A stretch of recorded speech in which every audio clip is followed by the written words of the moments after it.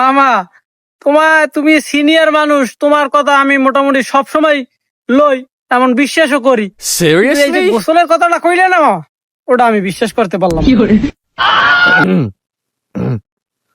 তোরা বেড়া খ্যান নাই, একটা সময় নাই অসময় নাই, হুট করে একটা কথা কইলো। এই আমি যদি গোসল নাও করি, আমি করুতাল মাইকে এমনি আট মুসলমু, তোরা ধরতে পারবি কেউ আমি যে গোসল করছি না করছি? বাপরে! আচ্ছা মামা, তুমি মামা হিসেবে তোমার ভাগ্নের লগে একটা কথা কও।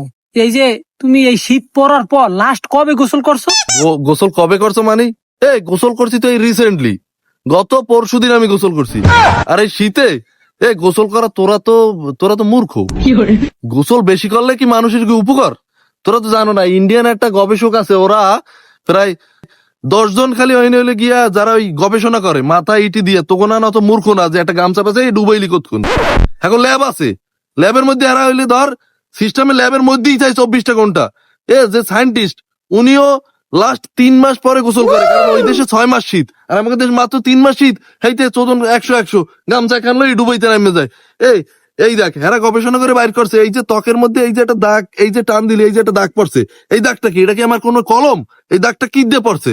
এটা হচ্ছে ত্বকটা শুষ্ক হয়ে আমার চামড়াটা কাটতে গেছে, চামড়াটা উঠে গেছে। এখন যদি আমি এই চামড়াটা ধুইলে কি হইবে? আমার চামড়াটা পাতলা হইবে। চামড়া পাতলা হইলে কি হইবে? শরীর ক্ষয় হইবে।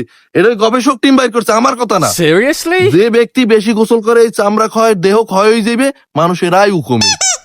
আমি একজন জ্ঞানী মানুষ হইয়া আমার আয়ু কেন কমবে? তোরা মূর্খ, তোরা মরমর। আমি এই আইসি আহিনে গামছাটা দিয়ে হাত মুখ মুসমু, তোকে তো বুঝে একটা দেওয়া লাগবে। মুচ্ছে করুতাল মাইকে ফুল ফ্রেশ, অগো জ্ঞানী গো গবেষণার আমি একটা সফল একটা মানে লোক, যাকে আমি ফলো করি। তোরা তো ওইগুলো দেখাও না, বুঝবিও না। তোরা মরমর, অত আমার কিছু না। যা যেহেন দেশ এনে কামে যা। আমার হইলে শেষ কথা, আমি এই শীতে গোসলের পক্ষে না। ইস, গোসল করবা না হেয়ে কইলি তো এত পেছন লাগে।